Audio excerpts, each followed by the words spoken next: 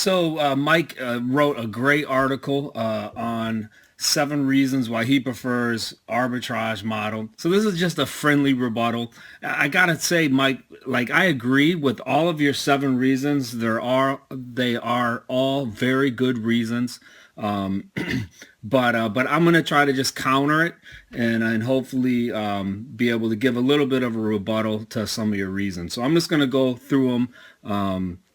From number 1 to number 7. First one is says you can begin very inexpensively doing retail arbitrage. You pointed out that you started with under $500 and now you do it full time. I agree with what you're saying, but this is where I think a lot of people get confused too that preach retail arbitrage. A lot of times I'll hear people say that they only started with $500 and now they're making like bazillion dollars. I find that a little hard to believe. I know that you said that you started with 500, and that's great. Maybe you're like the 1% who can only start with 500 and then scale it up to full-time status. Because when I first started, to be honest, I probably spent about 3 to 4 thousand within my first month on purchasing all the necessary tools and then as well as purchasing inventory. And if you look at my past history, like month over month, especially probably my first 16 months, I was growing every month, investing everything right back into the business. But I needed a tremendous amount of capital. And this is when I was just doing retail arbitrage. And so, telling someone that they can start with 500 and then, eventually make it to full time, I would say that's probably like at least a 2 to 3 year window.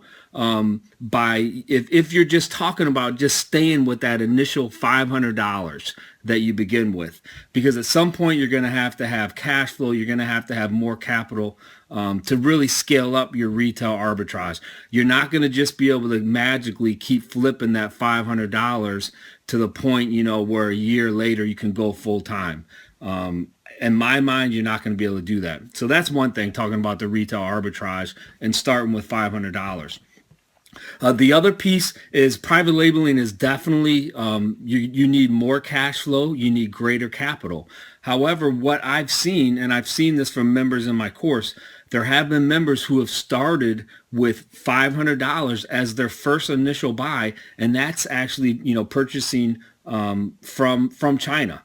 So they're getting it air shipped and they're able to do that within $500. So depending on the product, depending on the size of the product, you can make smaller buys, within the 500 to $1,000 range. So you don't necessarily need more money to get into it.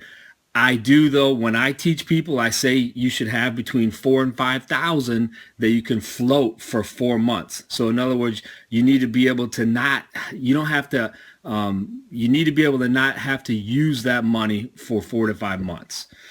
So hopefully that, gives you a little different perspective on that you can do small minimum orders even from China.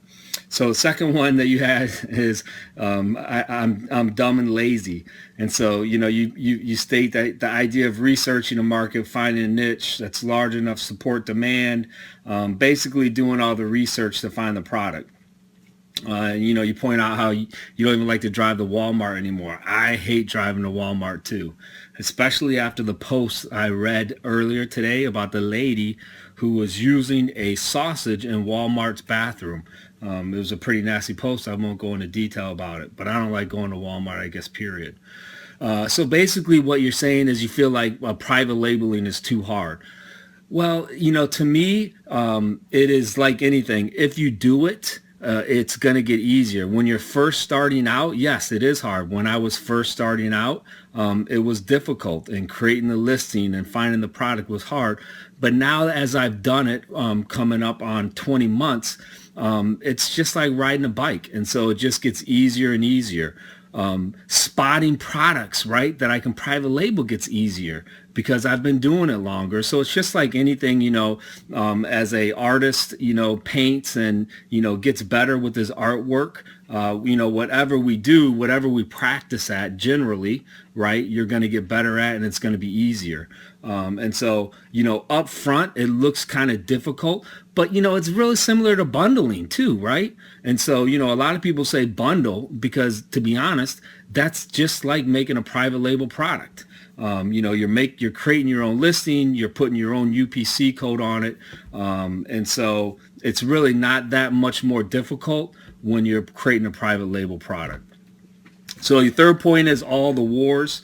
If you spend any time reading the issues, it is true. There are difficulties that you may have with competitors, but I've also talked to a number of people that are in retail arbitrage that have had problems with Amazon. So Amazon is shutting them down because they're selling, a product that they purchased in the store, a name brand product.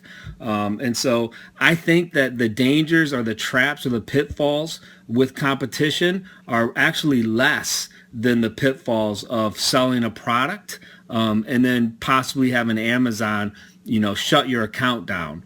And so, for me, that argument is probably out of your 7 points, that would be the weakest one. I think you're going to have just as many issues around that type of thing doing retail as you are going to do, as you are private labeling.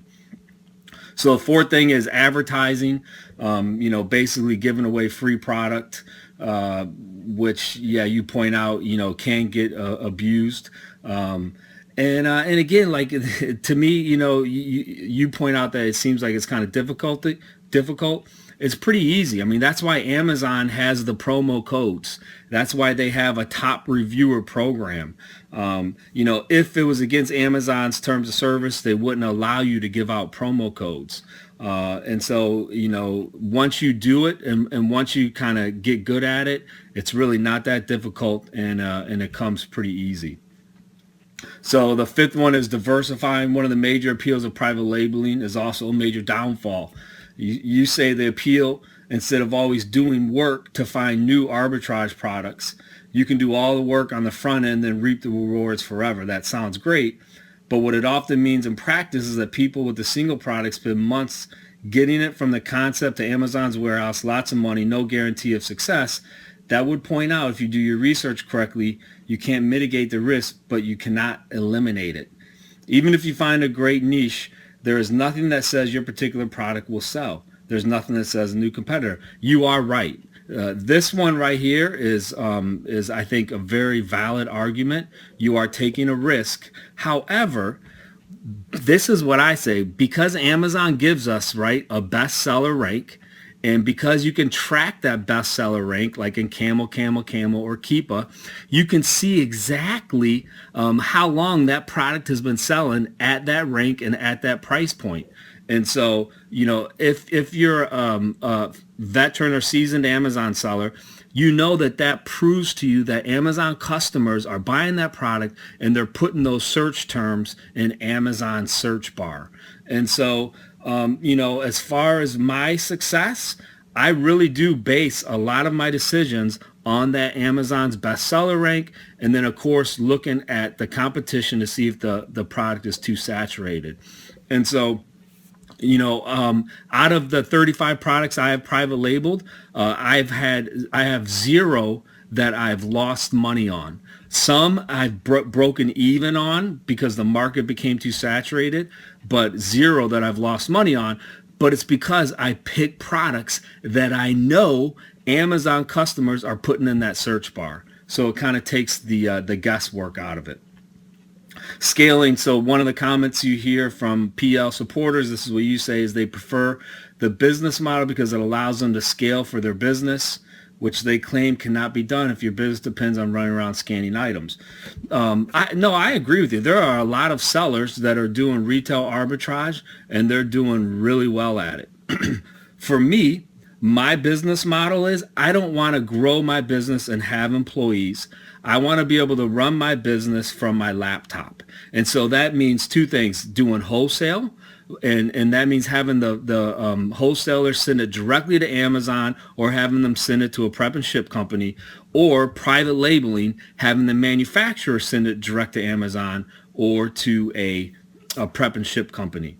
And so, no, I think you can scale up RA. I just think you're going to have employees, and you're going to have processes and systems in place. So while you're getting all those processes and systems and employees and 1099 people, I'm going to be running my business by myself, maybe with one other full-time admin person who will work from their house, and I'll be sending the product direct from the manufacturer and from the wholesaler to Amazon. And so, for me, that just is a simpler business model, and it's easier to scale up. Your last one, insurance. You are 100% right. This is what I tell people. It is a risk. If you want to private label, it is a risk. And so you are assuming that risk. However, just understand, just because you're selling a Lego product does not mean that a consumer who buys it from Amazon will not sue you, because they're going to sue Amazon, they're going to sue you, they're going to sue Lego, and they're going to sue everybody else, no matter what product you're selling. And so, just understand that you're assuming that risk too. That's why Amazon requires you to have general liability insurance. And so, I tell people I'm responsible for the sidewalk that's outside my house. If someone falls on that, they can slap a lawsuit on me and say that I'm the reason why. And so it is a risk. And so if you're not at that level where you're, willing to accept that risk, then I tell people, yeah, you don't want a private label. But I also think it's a reward thing. I think your risk goes up, but I think that your reward is going to be greater as well. So I appreciate all your points. I think that they're all 7 of them are valid. I just wanted to be able to provide a different perspective from someone who's doing it, who loves this business model, and I'm definitely all in and will continue to grow it with private labeling. So Mike, I appreciate everything you guys are doing, FBA Masters.